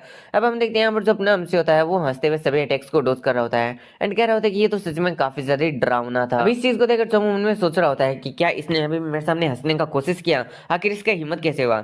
इधर हम देखते हैं यहाँ पर जो गिरगिट होती है वो कह रही होती है कि बेटा चोमू, अभी तुम यहाँ पर मजाक मस्ती करना बंद करो और थोड़ा सीरियस हो जाओ इस फाइट को लेकर। इस बात को सुनकर चोमू कहता है कि ठीक है गिरगिट मदर, मैं यहाँ पर समझ गया हूँ। और इतना कहते वो अपने एमसी के ऊपर और भी ज्यादा तेजी से हमला करना शुरू कर देता है। अपने एमसी हंसते हुए कहता है कि अच्छा, तो तुम अभी तक मेरे साथ में खेल रहे थे? नहीं, मेरे को लगा कि मैं कुछ ज्यादा स्ट्रॉन्ग बन चुका हूँ, जो कि मैं तुम्हारे सारे अटैक्स को रोक पा रहा हूँ। लेकिन अभी मेरे को समझ में आ रहा है कि तुम तो मेरे को सिर्फ और सिर्फ बेवकूफ बना रहे थे। यहाँ पर चोमू मन में सोच रहा होता है कि तुम सच में काफी ज्यादा स्ट्रांग हो। मैं यहाँ पर अपनी पूरी की पूरी पावर को यूज कर रहा हूँ। इधर हम देखते हैं अपने एमसी को जो कि यहाँ पर नाटक करते हुए यानी इधर उधर सूट घुमाते हुए सीधा रख देता है यहाँ पर चोमू के गाल के ऊपर, जिसकी वजह से चोमू थोड़ा पीछे चल जाता है। अपने एमसी कहते हैं कि अरे मुझे माफ करना, वो क्या ना बस मेरा हाथ फिसल गया था। यहीं पर हम देखते हैं चोमू के दांत टूट चुके होते हैं इस अटैक से एंड वो चिल्लाते हुए कह रहा होता है कि तुमने मेरे दांत तोड़ दिए। वहीं पर अपने एमसी उसके ऊपर वापस से अटैक कर देता है। इसी के साथ में कहता है कि मुझे तो लगा था कि तुम इस अटैक को डोज कर लोगे, आखिर तुम कहीं हर्ट तो नहीं हो गए ना, मुझे माफ कर दो। इधर हम देखते हैं चोमू को जो कि मन में सोच रहा होता है कि अब इस लड़के को मैं बिल्कुल भी नहीं छोड़ूंगा। ये सब कुछ सोचते हुए वो अपने एमसी के ऊपर अटैक कर देता है। वहीं पर हम देखते हैं जो अपना एमसी होता है उसके अटैक्स को डोज करके उसी को नीचे गिरा देता है। इसी के साथ में हम देखते हैं यहाँ पर जो गिरगिट होती है वो कह रही होती है कि ये काफी हुआ। अपना एमसी कहता है कि ये काफी कैसे हुआ, यहाँ पर ये तो पहला था जिसने मेरे को चैलेंज किया है। हम देखते हैं यहाँ पर जो चोमू होता है वो कहता है कि तुम्हारी इतनी हिम्मत कैसे हुई, तुम कुत्ते के बच्चे कहेंगे। अपना एमसी ये सोच रहा होता है कि ये कब मेरे जाल में फंसे, और अब इसने अपने एमसी को गाले निकालकर यहाँ पर अपने आप को खुद ही कुल्हाड़ी के ऊपर पग मार दिया होता है। फिर अपना एमसी कहता है कि तुम्हारी हिम्मत कैसे हुई जो तुमने मेरे को इंसल्ट किया, तुम्हें ये बात मालूम होनी चाहिए कि मैं ओहदे में तुमसे भी ऊपर हूँ, और आयरन ब्लेड बाइक हाउस के अंदर जो ओहदा होता है वही सब कुछ होता है। तो तुम्हारे जैसे फूल की हिम्मत कैसे हुई कि तुम्हारे सीनियर को तुम इस तरीके से बोलो।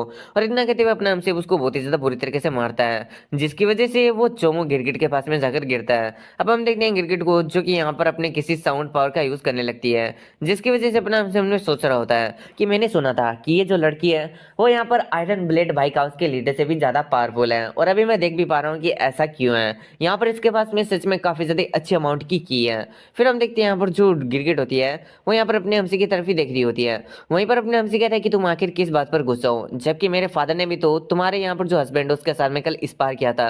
मेरे फादर ने मार खाई थी लेकिन वो तो इस तरीके से रिएक्ट नहीं कर रहे थे, जबकि आज तुम्हारा बेटा ही तो पीटा उसी तरीके से जिस तरीके से मेरे कल फादर पीटे थे। अब इस बात को सुनकर यहाँ पर जो गिरगिट होती है वो कहते हैं कि तुम्हारी इतनी हिम्मत जो तुम मेरे सामने ऐसे बोलने की कोशिश कर रहे हो। अपने हमसे कहता है कि तुम्हें जो करना है तुम यहाँ पर वो यहाँ पर समझ सकती हो, लेकिन क्या तुम्हारे पास में सच में इतना टाइम है कि तुम मेरे साथ में खड़ी होकर बहस करो, ना कि इस लड़के को जाकर डॉक्टर को दिखाओ। इन बातों को सुनकर जो यहाँ पर गिरगिट होती है वो कहती है कि तुम सनो दबिश कहेंगे। इसी के साथ अपना हमसे सोच रहा होता है कि तुमने मेरी माँ को मारने का कोशिश किया, मैं इस चीज का रिवेंज जरूर से लूंगा। ये तो अभी शुरुआत ही है, आगे देखो होता है क्या।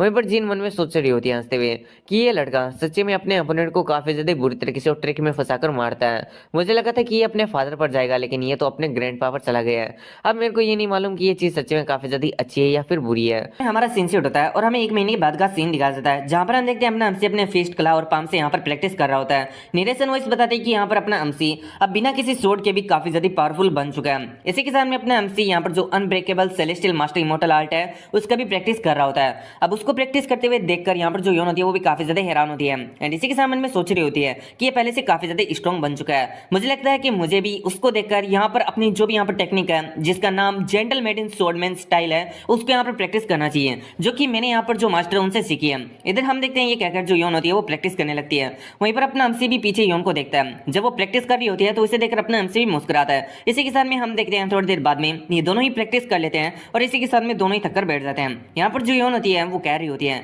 कि थैंक्स ब्रदर, तुम्हारी वजह से मैंने कुछ ज्यादा ही सीख लिया है। अपना एमसी कहता है कि अच्छा ऐसी बात है, तुम्हारी हेल्प करके मुझे काफी ज्यादा अच्छा लग रहा है। इसी के साथ मन में सोच रहा होता है कि मेरे को अभी भी बहुत ही ज्यादा वेट फील होता है जब मैं इसके साथ में कैजुअली बात करने का कोशिश करता हूँ।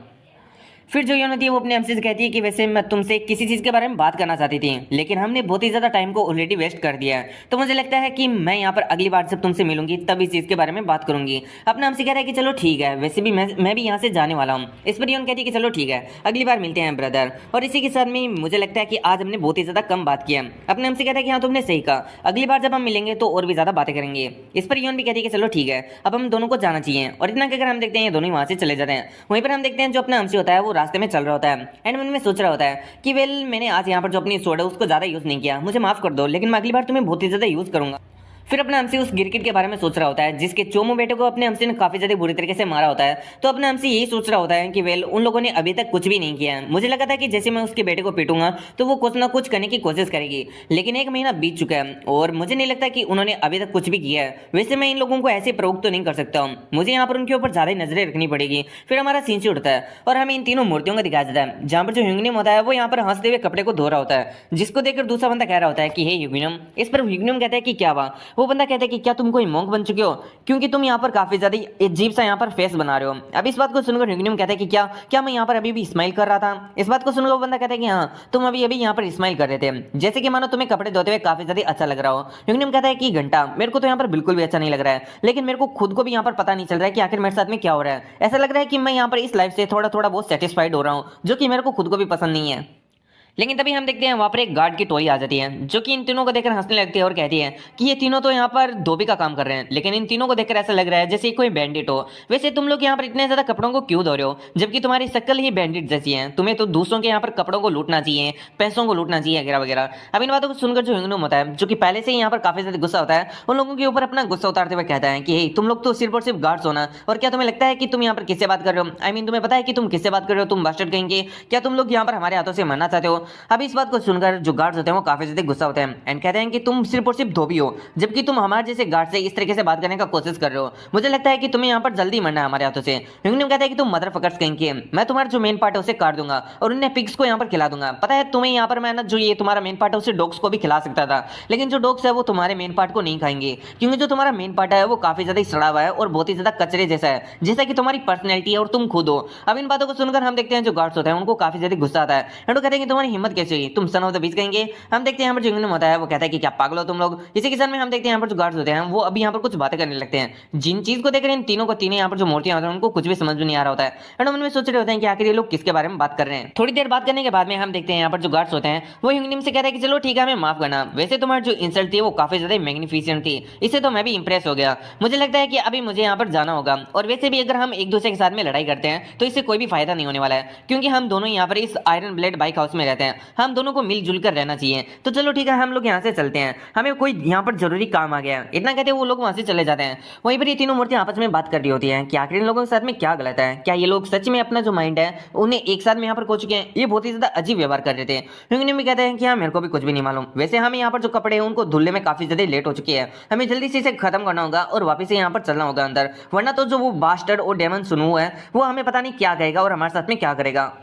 तो थोड़ी देर बाद में हम देखते हैं फाइनली इन लोगों के कपड़े धुल जाते हैं एंड वो अभी लोग यहाँ पर जो कपड़े होते हैं उन्हें लेकर यहाँ पर वापस से जा रहे होते हैं। लेकिन तभी हम देखते हैं वहां पर कुछ लोग आ जाते हैं जिन्होंने यहाँ पर अपने मुंह के ऊपर पूरी तरीके से मास्क पहन के रखा होता है और अपने आप को एकदम ढक के रखा होता है, जिसको देखकर ह्यूमनियम कह रहा होता है कि तुम लोग हो कौन, बहुत ही ज्यादा अजीब सी वेशभूषा बना रखी है और इसी के साथ में तुम इतने ज्यादा यहाँ पर दिन के अंदर इस टाइप का यहाँ पर जो मुखौटा है वो यहाँ पर किससे बचने के लिए पहन रहे हो। फिर हम देखते हैं यहाँ पर जो लोग होते हैं मुखौटा पहने हुए वो इन तीनों मूर्तियों को काफी ज्यादा बुरी तरीके से मारते हैं और वहां से चले जाते हैं। अभी जो तीनों मूर्तियां होती है वो समझ चुकी होती है कि ये बंदे कोई और नहीं थे बल्कि वही गार्ड्स थे जिनको थोड़े समय पहले इन लोगों ने प्रवोक किया था। इसी के साथ मन में सोच रहे होते हैं कि इन लोगों ने हमें बहुत ही ज्यादा बुरी तरीके से मारा है। तभी हम देखते हैं वहां पर अपना हमसी आ जाता है और कहता है कि मुझे कुछ यहाँ पर आवाज सुनाई देती है। तो अभी मेरे को पता चल रहा है कि ये तो तुम हो, वैसे तुम्हारे साथ में हुआ क्या और तुम लोगों को किसने मारा इस तरीके। इस पर तीनों मूर्तियां यहाँ पर रोते हुए अपने हमसी को अपना दुखड़ा सुनाने लगते हैं और इसी के साथ बहुत सारी बातें बता देते हैं कि आखिर क्या हुआ था और यहाँ पर जो मुकुटा पहनकर जो गार्ड्स हैं उन्होंने इनको किस तरीके से मारा। अपने हमसी कहता है कि अच्छा ऐसी बात है, तो वो तुम लोगों को यहाँ पर बस फूल बनाने का कोशिश कर रहे थे जबकि वो मुकुटा पहनकर गार्ड्स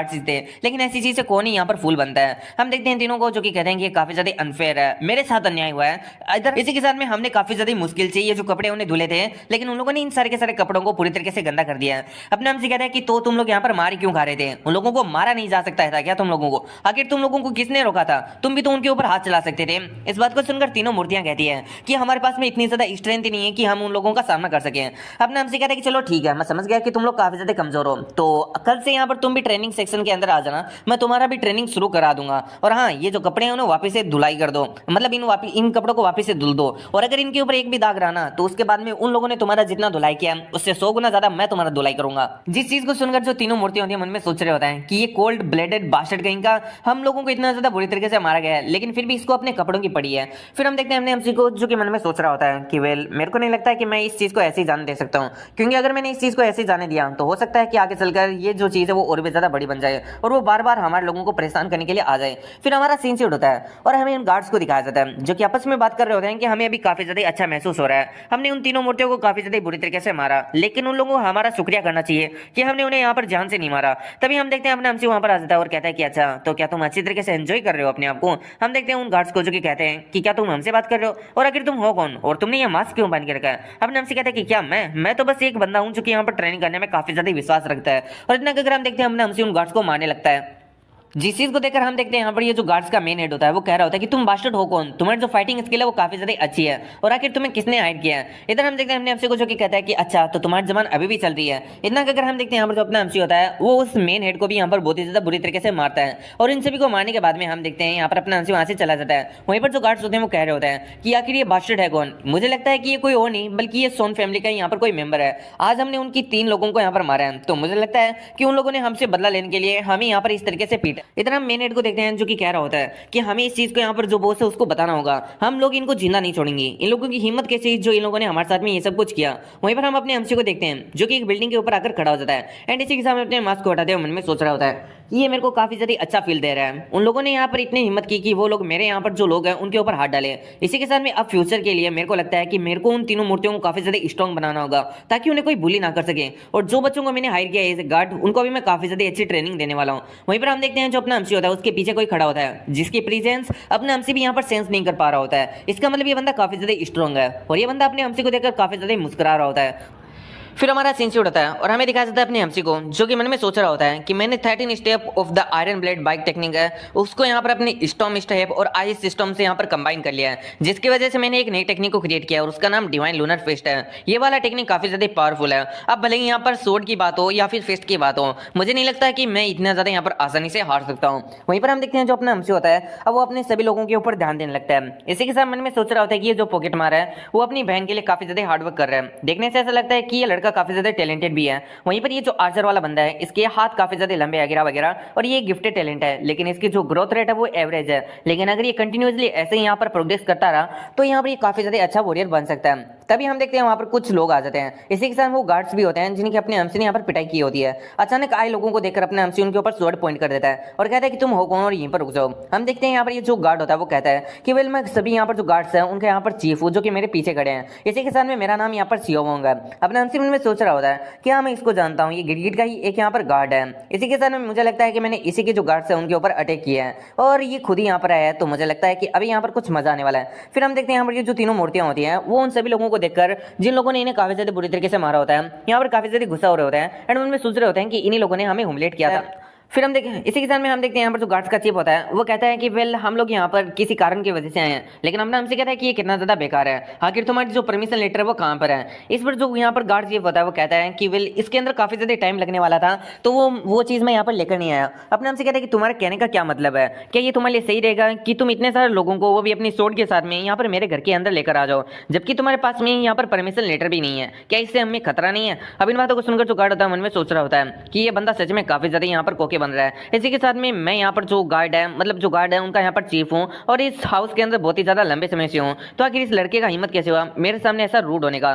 तो अभी ये जो गार्ड है वो इतना ज्यादा यहाँ पर खुद को बड़ा इसलिए समझ रहा है क्योंकि यहाँ पर जो चांगची वो घर को छोड़कर चला गया है, और जब भी यहाँ पर चांगची घर को छोड़कर जाता है तो वो बहुत ही ज्यादा लंबे समय के बाद में वापस आता है। इसलिए अपने एमसी और अपने एमसी का जो फैमिली है उसको सभी लोग काफी ज्यादा निचला यहाँ पर ट्रीट कर रहे होते हैं कि ये लोग तो कुछ नहीं है, बस बेकार है, चांगची के बिना इनका यहाँ पर कुछ भी नहीं हो सकता है। और इसलिए यहाँ पर ये जो गार्ड है वो अपने एमसी के सामने इतना ज्यादा कोकी बन रहा है और मन में सोच रहा होता है कि आखिर इसका इतना ज्यादा हिम्मत कैसे हुआ मेरे सामने रूड बनने का। होप करता हूँ कि तुम लोग यहाँ पर समझ चुके हो।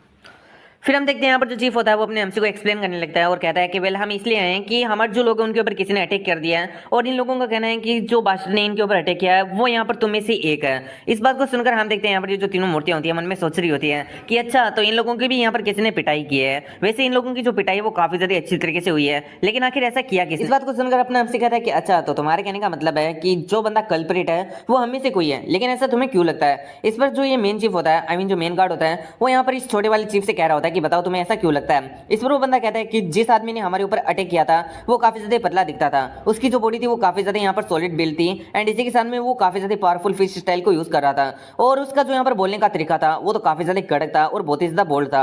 अब इन बातों को सुनकर तीनों मूर्तियां मन में सोच रही होती है कि वेल ये तो सीधा सीधा यहाँ पर इस सुनू बास्टर्ड के बारे में बोल रहा है, क्या सच में इसने यहाँ पर उन लोगों को मारा है, क्या इसने हमारे यहाँ पर बदला लेने के लिए उन लोगों को मारा है, तो इसका मतलब ये यहाँ पर हमसे बिल्कुल भी हेट नहीं करता था। इसी के सामने अब हम देखते हैं यहाँ पर जो अपना एमसी होता है वो कहता है कि वेल जो तुमने यहाँ पर नाम बोला है मतलब जिस तरीके से तुमने ये डिस्क्रिप्शन दिया है इस हिसाब से तो बहुत सारे लोग हो सकते हैं इस दुनिया के अंदर, तो आखिर तुम यहाँ पर क्यों ही आए हो। इस बात को सुनकर ये जो छोटे वाला चीफ होता है वो कहता है कि वेल तुमने यहाँ पर मास्क पहन के रखा था, लेकिन तुम यहाँ पर अपनी आइडेंटिटी को छुपा नहीं सकते हो, हमारे ऊपर अटैक करने वाला कोई और नहीं बल्कि तुम ही थे, है ना। और इसी के साथ मुझे लगता है कि तुमने ये सब कुछ हमसे रिवेंज लेने के लिए किया है। अपना हमसे में सोच रहा होता है कि फंस गई मछली जाल में, और ये सोचते हुए अपने हमसे उसके पास में जाता है और कहता है कि तुमने कहा रिवेंज, लेकिन आखिर मैं रिवेंज किसका लूंगा, क्या तुमने हमारे साथ में कुछ किया था।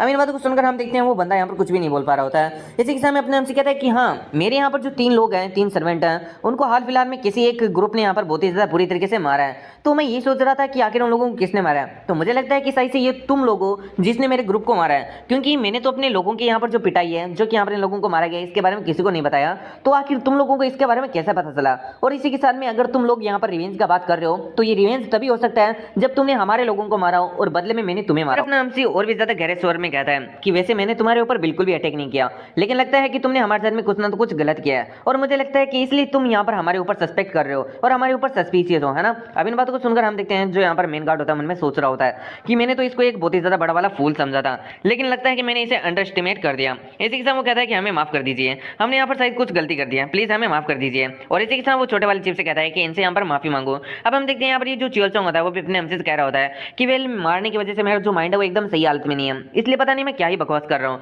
अभी अगर मैं ढंग से सोचूं तो मेरे को नहीं लगता कि आपकी फैमिली और आपके लोगों में से कोई भी ऐसा है जो कि हमें यहाँ पर नुकसान पहुंचाने का सोच सकता है या फिर इससे उसको कोई फायदा हो सकता है।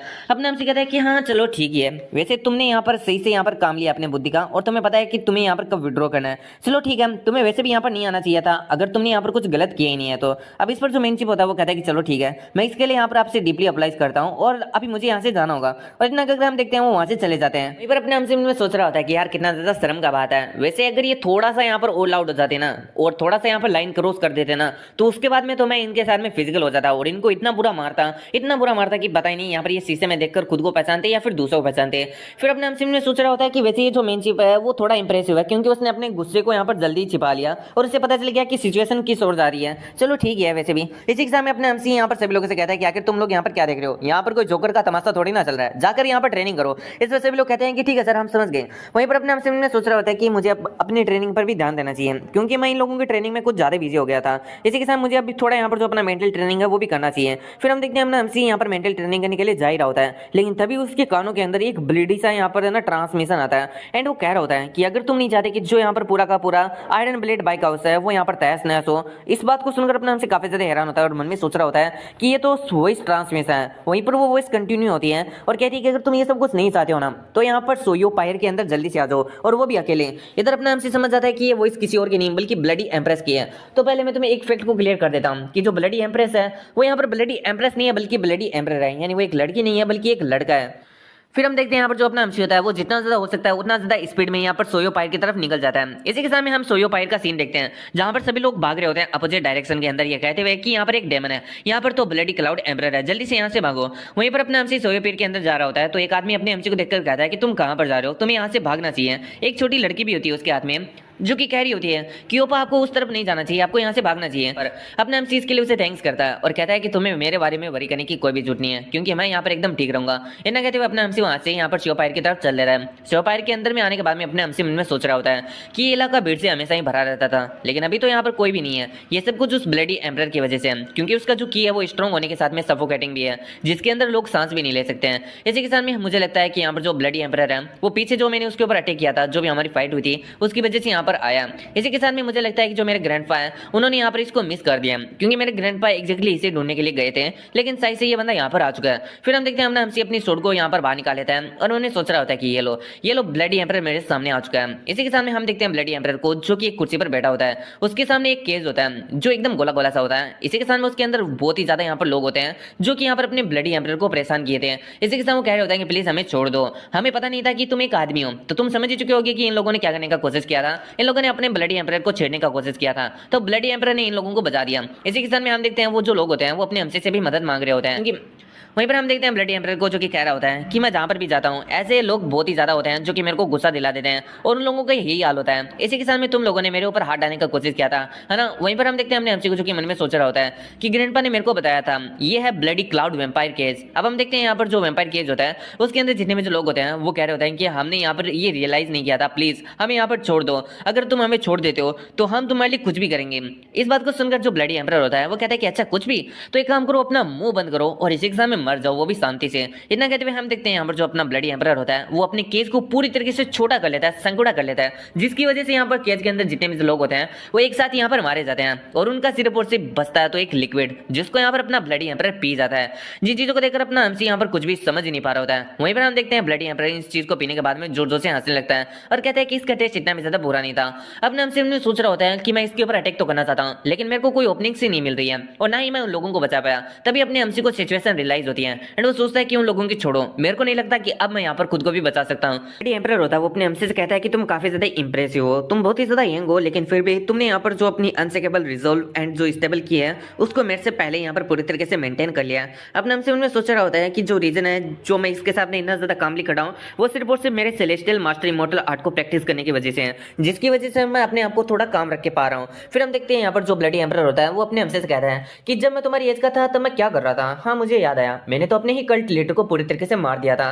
तो अब हमें ब्लड कल्ट के बारे में बताया जाता है जो कि हेवनली स्ट्रेंथ कल्ट जितना पावरफुल नहीं है, लेकिन इसका इतिहास बहुत ही ज्यादा यहाँ पर बड़ा है और इसकी जो स्ट्रेंथ है वो भी काफी ज्यादा अच्छी खासी है। और यहाँ पर हमें ब्लडी क्लाउड एम्परर के बारे में बताया जाता है कि ये जो यहाँ पर डिसाइपल था ब्लड कल्ट का या फिर जो ब्लड कल्ट है उसके लीडर का। इसी के साथ में मुरीम के अंदर इसका नाम तब चमका था जब इसने अपने ही कल्ट लीडर को मार दिया था। फिर हम देखते हैं यहाँ पर जो अपना ब्लडी एम्परर होता है वो अपने हमसे कह रहा होता है कि क्या तुमने नाम सुना है मुसीबतों का पहाड़ टूटना, और क्या तुमने इसको कभी प्रैक्टिकली होते हुए देखा है। एक दिन हमारे गांव के अंदर एक सोल्जर का ग्रुप आया जो कि हमें किसी आदमी के बारे में और उसके नाम के बारे में पूछ रहा था जिसके बारे में हम लोग बिल्कुल भी नहीं जानते थे, लेकिन वो लोग माने नहीं। उन लोगों ने जितने भी जो आदमी थे उन सभी को मार दिया। इसी के साथ में औरतों को एज ए प्रोस्टिट्यूट रख दिया, वो भी यहाँ पर गवर्नमेंट के लोगों के लिए, और जो बच्चे थे उन्हें यहाँ पर बेच दिया गया इंक्लूडिंग मी।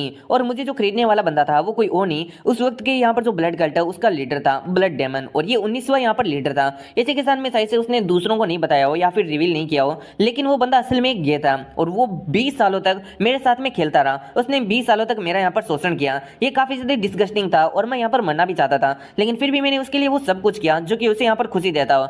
एंड इसी के साथ में मैं यहाँ पर एक वॉर के सन की तरह उसे बार बार यहाँ पर बोलता रहा कि मैं उसे काफी ज्यादा यहाँ पर लव करता हूँ। लेकिन तुम्हें पता है कि मेरे को उस वक्त कैसा फील हो रहा था, किसी ऐसे आदमी को ये सब कुछ बोलना जो कि यहाँ पर मेरे को बहुत ही ज्यादा ह्यूमिलेट किया हो। मेरे को सच्ची में काफी ज्यादा यहाँ पर बुरा फील हो रहा था और मैं सोचना भी नहीं चाहता उसके बारे में।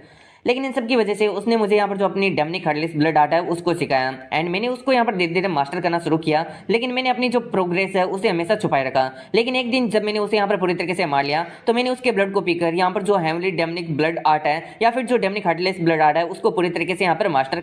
इसी के साथ में हमें यहाँ पर जो डेमनिक हार्टलेस ब्लड आर्ट है उसके बारे में बताया जाता है कि ये जो आर्ट है उसके अंदर हम अगर दूसरे लोगों का खून पीते हैं तो उसके साथ में उसका जो की है वो भी हमारी बॉडी के अंदर आ जाता है और हमारी जो बॉडी है उसकी जो की कैपेसिटी होता है उसे बहुत ही ज्यादा बढ़ा देता है और हमारा जो पावर है वो भी इससे यहाँ पर बढ़ जाता है। और ये जो टेक्निक वो काफी ज्यादा सिंपल है, इसके लिए हमें दूसरों का यहाँ पर खून ही पीना पड़ता है और हमारा जो पावर है वो अपने आप ही बढ़ जाता है। और जैसे ब्लड एम्पर ने यहाँ पर जो ब्लड डेमन था उसका खून पिया था, उसका जो ब्लड था उसे पिया था, तब वो यहाँ पर वो एक एब्सोल्यूट मास्टरी लेवल पर पहुंच चुका था। उसके बाद में ब्लड डेमन के अंदर या फिर ब्लड कल्ट के अंदर जितने भी जो लोग थे उसने उन सभी लोगों को मार डाला। इवन कुत्ते विलन को भी यहाँ पर नहीं छोड़ा, सब लोगों को यहाँ पर उसने मार डाला।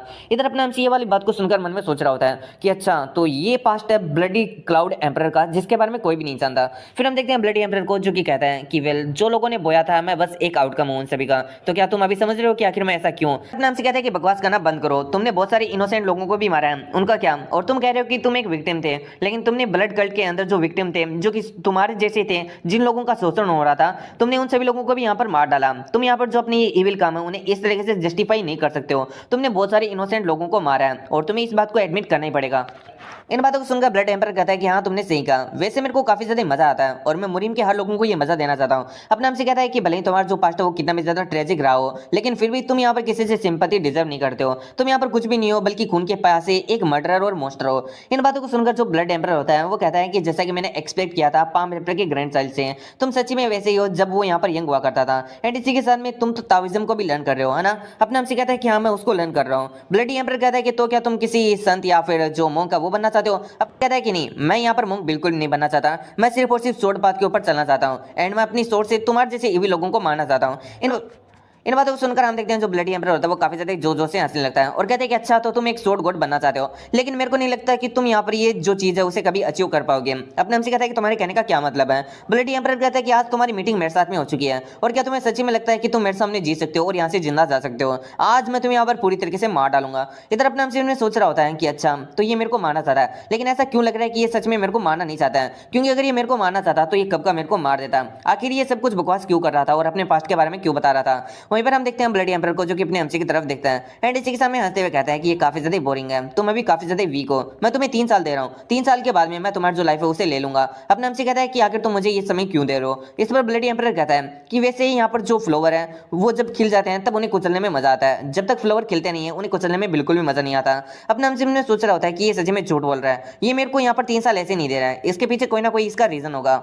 फिर हम देखते हैं ब्लडी एम्परर को जो कि अपने हमसे कहता है कि मेरे को लगता है कि तुम 3 साल में इतनी ज्यादा पावरफुल नहीं बनोगे कि तुम मेरे को यहाँ पर हरा सकोगे, इसलिए मैं तुम्हारी थोड़ी हेल्प कर देता हूँ। क्यों ना मैं तुम्हें यहाँ पर जो अपनी डेमनिक हार्टलेस ब्लड आर्ट है उसे सिखा दूँ, जिसकी वजह से तुम दूसरे लोगों का खून चूस कर यहाँ पर काफी ज्यादा पावरफुल बन जाओगे। अब इस पर अपने हमसे कहता है कि नहीं, मुझे यहाँ पर यह वाली आर्ट बिल्कुल नहीं सीखने वाला। वहीं पर हम देखते हैं जो ब्लडी एम्परर होता है अब वो साउंड ट्रांसमिशन का यूज करने लगता है और कहता है कि तुम्हें इस आर्ट को एक्सेप्ट करना होगा। इधर अपने हमसे सोच रहा होता है कि ये साउंड ट्रांसमिशन का यूज कर रहा है, आखिर मैं इसको रोकने के लिए क्या करूँ। वहीं पर हम देखते हैं जो ब्लडी एम्परर होता है वो कह रहा होता है कि तुमने मुझे एक मर्डरर और एक मॉन्स्टर कहा है ना, तो चलो देखते हैं एक बार अगर तुम इस आर्ट को सीख लेते हो तो फिर तुम्हारा क्या हालत होता है। तो बेसिकली अगर ये वाला कोई आर्ट सीख लेता है तो उसके बाद में यहाँ पर हमें दूसरे लोगों को मारने की और उनकी खून पीने की यहाँ पर प्यास हो जाती है और हम लोग इवेंचुअली यहाँ पर धीरे धीरे एक डेमन के अंदर बन जाते हैं, मतलब कन्वर्ट हो जाते हैं। और इसी के साथ में यहाँ पर ये जो ब्लडी एम्परर है वो अपने एमसी को ऐसा ही बनाना चाहता है एंड वो कहता है कि वेल मैं यहाँ पर जो तुम्हारे ग्रैंडपा है या जो चांगची है उसके एक्सप्रेशन को देखना चाहता हूँ, वो काफी ज्यादा एरोगेंट है, लेकिन जब वो देखेगा कि उसका जो ग्रैंड चाइल्ड है वही एक मॉन्स्टर बन चुका है जो कि दूसरे लोगों की खून की प्यास लिए रखता है,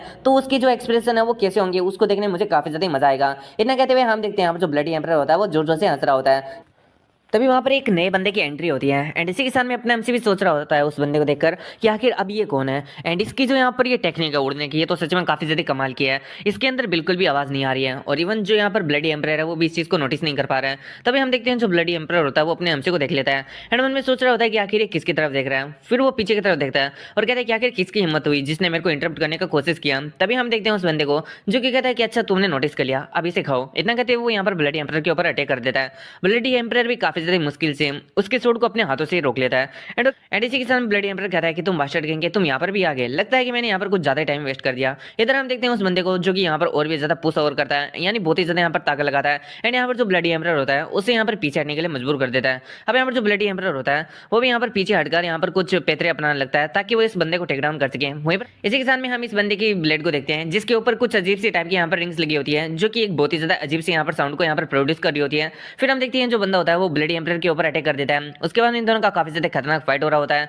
इधर अपना हमसे उनमें सोच रहा होता है कि ये तो काफी ज्यादा इनक्रेडिबल है, मैंने यहाँ पर ऐसा बैटल कभी नहीं देखा है, ये तो सच्ची में दो एब्सोल्यूट एक्सपर्ट के बीच में होने वाला एक बैटल है एंड मैं तो इन लोगों के यहाँ पर जो ब्लेड्स है उन्हें भी नहीं देख पा रहा हूँ। एंड यहाँ पर जो ब्लडी एम्परर वो काफी ज्यादा यहाँ पर अनबिलीवेबल है क्योंकि वो अपने हाथों से इसके ब्लेड को यहाँ पर रोक रहा है। फिर हम देखते हैं यहाँ पर ब्लडी एम्परर को जो कि कह रहा होता है कि तुम्हारी ये जो ब्लेड से साउंड प्रोड्यूस हो रहा है वो काफी ज्यादा एनोइंग है। इधर हम इस बंदे को देखते हैं जो कि अपनी लोइन रोड से यहाँ पर जो ब्लडी एम्परर होता है उसके ऊपर अटैक कर देता है जिसकी वजह जो ब्लडी एम्परर होता है वो पीछे हटने के लिए मजबूर हो जाता है। इसी के साथ में इन दोनों का फाइट ऐसे चल रहा होता है और हम थोड़ी देर बाद में हम देखते हैं जो बंदा होता है वो फाइट के दौरान जो ब्लडी एम्परर होता है उसके हाथ को कट कर देता है एंड इसी के साथ में जो अपनी सोड होता है उसे वापस अपने पास में बुला लेता है। अब जो ब्लडी एम्परर होता है अपने हाथ कट करने की वजह से काफी ज्यादा दर्द में होता है। इसी के साथ में ये जो बंदा होता है वो कह रहा होता है कि ब्लडी एम्परर तुम डैम बास्टर्ड गैंग के, आखिर तुमको मैं यहाँ पर पूरे के पूरे मुहिम के अंदर तुम्हारा पीछा कर रहा हूँ, अब भागना बंद भी कर दो।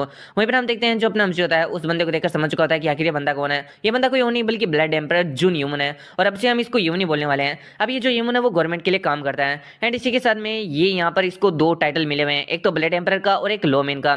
फिर हम देखते हैं यहाँ पर जो ब्लडी एम्परर होता है वो यहाँ पर किसी टेक्निक का यूज करता है और अपने कटे हुए हाथ को वापस से जोड़ लेता है, जिस चीज को देखकर अपने हमसे भी काफी ज्यादा हैरान हो रहा होता है एंड सोच रहा होता है कि क्या ये सभी कर सकता है। वहीं पर हम देखते हैं जो ब्लडी एम्परर होता है वो कह रहा होता है कि तुम सच में एक कुत्ते हो जो कि यहाँ पर सूंघते हो मुझे यहाँ पर आ गए हो, मेरा मतलब पीछा करते हुए यहाँ पर आ चुके हो। इसी के साथ मुझे लगता है कि तुमने इस बात को भी नोटिस कर लिया होगा कि मैं यहाँ पर छुपकर जो यहाँ पर अपने हाइड्रोबम था उसको प्रिपेयर कर रहा था जब मैं तुम्हारे अटैक्स को डिफेंड कर रहा था। इसी के साथ ब्लडी एम्परर बताता है कि वेल यहाँ पर इस बंदे के साथ में फाइट के दौरान यानी इमू के साथ में फाइट के दौरान वो अपने ब्लडी हाइड्रोबम को यहाँ पर प्रिपेयर कर रहा था, अपने जिस हाथ से वो ये सब कुछ कर रहा था यहाँ पर समय रहते हुए इस इमू ने उसी हाथ को कट कर दिया एंड इसी के साथ में ये बंदा सच में काफी ज्यादा कनिंग है। और अगर अब यहाँ पर जो मेरा हाथ है वो कट चुका है और इसको जोड़ने के लिए मैंने अपनी की का कुछ ज्यादा यूज कर दिया जिसकी वजह से जो मेरा मूवमेंट है वो भी काफी ज्यादा धीरे हो चुका है। फाइट के अंदर मूवमेंट ही सब कुछ होता है और अगर अब मैं इसे फाइट करता हूँ तो ये मेरे लिए बहुत ही ज्यादा बिग लॉस होगा। वहीं पर हम देखते हैं ह्यूमन को जो कि कहता है कि वेल मुझे आज तक नहीं पता चला कि तुम यहाँ पर आदमी हो या फिर औरत हो, लेकिन आज जब मैं देख रहा हूँ कि तुम अपने हाथ को भी यानी कटे हुए हाथ को भी अपने बॉडी से वापस से जोड़ सकते हो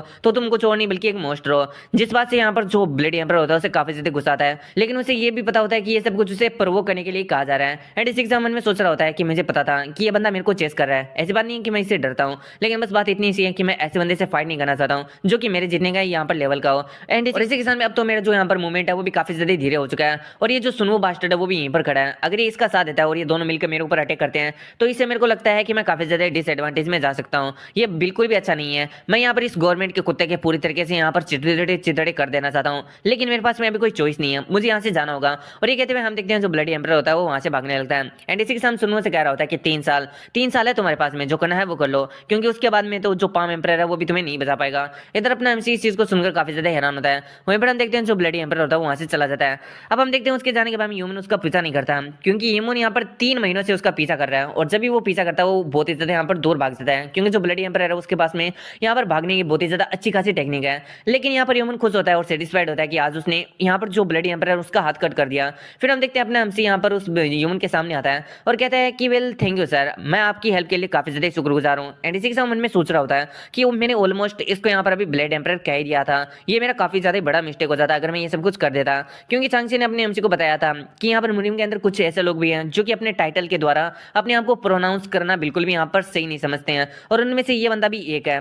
इसी के साथ में अब हम देखते हैं यहाँ पर जो अपना ह्यूमन होता है वो अपने एमसी के सामने खड़ा होता है चुपचाप। इधर अपना एमसी उनमें सोच रहा होता है कि आखिर ये बंदा कुछ बोल क्यों नहीं रहा है। वहीं पर हम देखते हैं जो ह्यूमन होता है उसके पेट से बहुत ही ज्यादा जोर से आवाज आने लगता है एंड वो कहता है कि मैं काफी ज्यादा भूखा हूँ, मैं उस लाल बाल को बहुत ही लंबे समय से यहाँ पर चेज कर रहा था जिसकी वजह से मैं थक चुका हूँ और मुझे भूख भी लगी है, तो क्या तुम्हें कोई रेस्टोरेंट पता है जिसमें मैं रेस्ट कर सकता हूँ और खा सकता हूँ। अपना एमसी कहता है कि हाँ सर मेरे को पता है। एंड इसी के साथ मन में सोच रहा होता है कि मैंने एक काफी ज्यादा खतरनाक आवाज को इसके पेट से अभी अभी सुना। मुझे नहीं लगता कि ये बंदा यहाँ पर ग्रैंडपा जैसा है। जो ग्रैंडपा है उनसे पूरी तरीके से एकदम अलग ही है। इसी के साथ में हमें इसके बारे में और भी ज्यादा बताया जाता है ह्यूमन के बारे में, कि जो ह्यूमन है वो भले ही गवर्नमेंट के लिए काम करता हो, लेकिन ये किसी एरे गेरे नतुगेरे से यहाँ पर ऑर्डर नहीं लेता है। ये ऑर्डर लेता है सीधा एम्परर से। सिर्फ और सिर्फ एम्परर ही एक ऐसा बंदा है जो कि इसको ऑर्डर दे सकता है। तो फिर हमारा सीन से उठता है और हमें दिखाया जाता है एक रेस्टोरेंट का सीन, जहां पर हम देखते हैं बंदा काफी ज्यादा खाना खा रहा होता है। अब इसे देखकर अपना हमसे मन में सोच रहा होता है कि ये बंदा काफी ज्यादा इनक्रेडिबल है जो कि ये इतना ज्यादा खाना खा पा रहा है।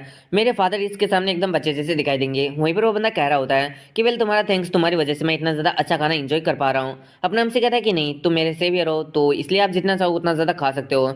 इस पर वो बंदा कहता है कि ओ यार तुम तो काफी ज्यादा काइंड हो, वैसे तुम देख ही पा रहे हो मेरा बॉडी काफी ज्यादा वीक है, इस वजह से मैं यहाँ पर ज्यादा खाना नहीं खा पा रहा हूँ। वैसे तुम काफी ज्यादा टैलेंटेड हो और मैं देख पा रहा हूँ कि तुमने अपनी जो की है उसको अच्छी तरीके से यहाँ पर मेंटेन करके रखा है।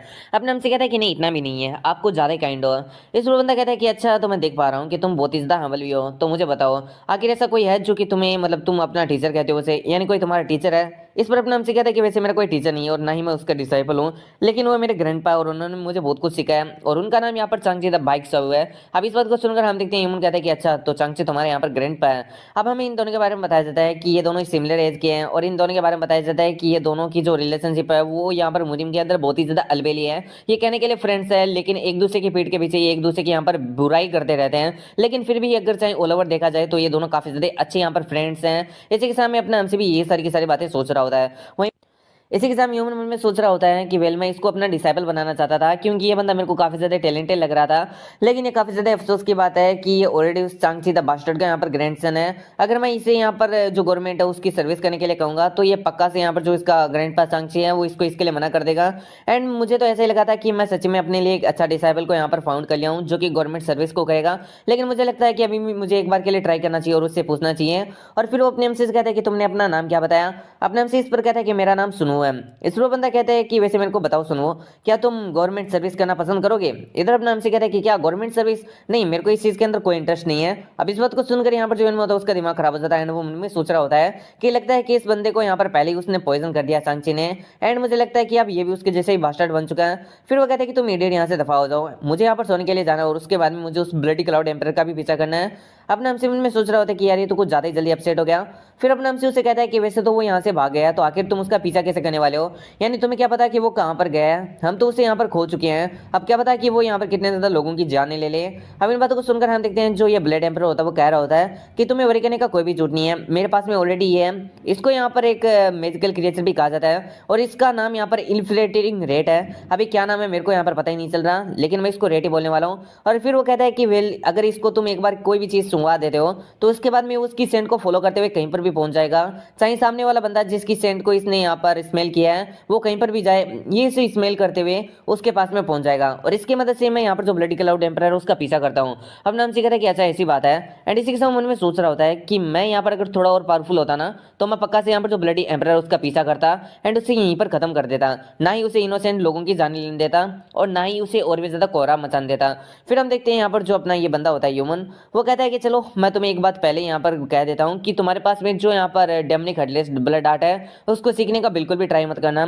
यहाँ पर जो ब्लडी एम्पर है उसने आधी से ज्यादा जो bloody demonic headless blood art है वो तुम्हारी बॉडी के अंदर इंप्लांट कर दिए हैं, तो उसे सीखने की बिल्कुल भी कोशिश मत करना। अपने हमसे कहता है कि नहीं नहीं मैं उसको आखिर क्यों ही सीखूंगा। इस पर जो ह्यूमन होता है वो कहता है कि हाँ मैं चाहता हूँ कि तुम एकदम सिंपल सी लाइफ जियो, क्योंकि अगर तुम एक बार इसे सीख लेते हो तो फिर तुम डेमन बनने से खुद को रोक नहीं पाओगे, और अगर तुम ऐसे बन गए तो उसके बाद में तुम्हारा चाहे जो ग्रैंडपा चांची है वो ही भी यहाँ पर मेरे को रोकने का कोशिश क्यों ना करें, लेकिन मैं तुम्हें पक्का से यहाँ पर पूरी तरीके से खत्म कर दूंगा। अब इन बातों को सुनकर अपना हमसे ने सोच रहा होता है कि यह बंदा सच में काफी ज्यादा खतरनाक है और मेरे को नहीं लगता कि ये ब्लफ कर रहा है। एंड फिर वो कहता है कि ठीक है मैं समझ गया, मैं उस यहाँ पर आर्ट को कभी भी नहीं सीखने वाला।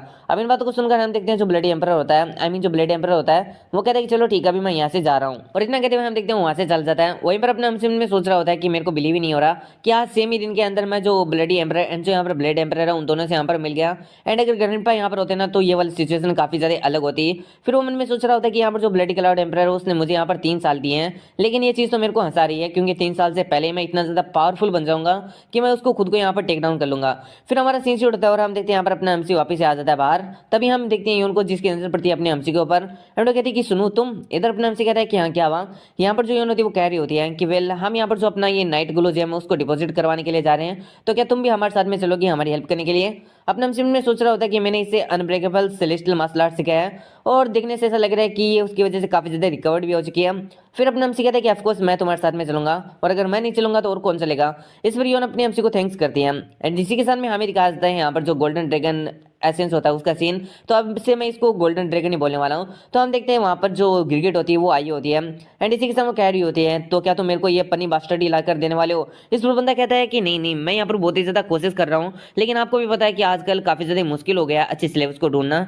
हम देखते हैं यहाँ पर जो गिरगिट होती है वो कहती है कि तुम्हें इस बात का अंदाजा होगा कि मैंने कितना ज्यादा इन्वेस्ट किया है तुम्हारे बिजनेस के अंदर, एंड फिर भी तुम मेरे को अच्छे रिजल्ट नहीं दिखा पा रहे हो, और अगर ऐसे चलता रहा तो फिर मैं तुम्हें यहाँ पर मार डालूंगी। इन बातों को सुनकर यहाँ पर जो लीडर होता है गोल्डन ड्रैगन का, वो कह रहा होता है कि मैं आपसे प्रॉमिस करता हूँ कि अगली बार आपको अच्छे रिजल्ट्स देखने को मिलेंगे।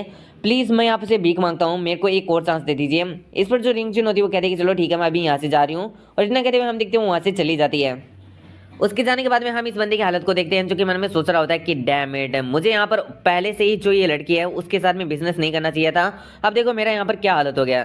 फिर हमारा सीन शूट होता है और हमें गोल्डन ड्रैगन के मेन गेट का सीन दिखाया जाता है। अब बेसिकली हम देखते हैं यहाँ पर जो अपना हमसे होता है वो जो नाइट ग्लो जेम होता है उसे डिपॉजिट कराने के लिए आया होता है, लेकिन जो गेट कीपर होता है वो अपने हमसे से पूछ रहा होता है कि आखिर तुम क्यों आए हो।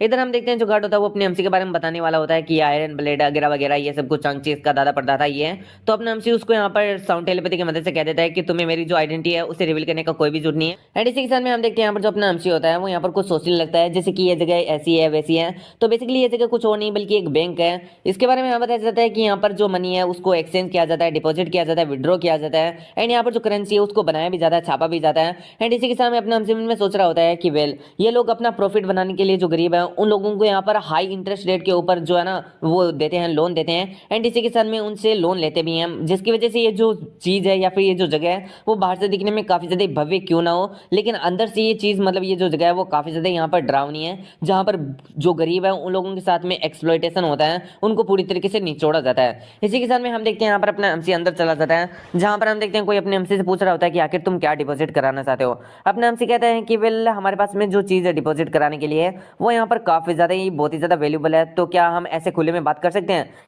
इस पर हम देखते हैं जो सामने वाला बंदा होता है वो कहता है कि मैं यहाँ का वाइस चांसलर हूँ, और अगर तुम्हारे पास में कुछ भी ऐसा है जो कि वैल्यूबल है तो भी तुम यहाँ पर फ्रीली बता सकते हो कि तुम्हारे पास में क्या है। अब नमसी कहता है कि अच्छा ऐसी बात है, तो हमारे पास में ये नाइट ग्लो जेम है। अब इस चीज को देखकर ही हम देखते हैं इस बंदे की आंखें चमक जाती है, और इसी के साथ वो कहता है कि क्या तुम्हारे पास में नाइट ग्लो जेम है, बस आप थोड़ी देर के लिए यहाँ पर वेट कीजिए। और फिर हम देखते हैं वो अपने हमसे को एक बहुत ही ज्यादा चमचमाते रूम के अंदर लेकर आ जाते हैं, एंड वो कह रहे होते हैं कि वेल आप यहाँ पर बैठिए, हमारे जो मालिक है वो यहाँ पर आ रहे हैं। इधर अपने हमसे सोच रहा होता है कि जैसे ही उन लोगों ने देखा कि हमारे पास में नाइट ग्लो जेम है उसका जो एटीट्यूड है वो यहाँ पर काफी ज्यादा अच्छे तरीके से चेंज हो गया।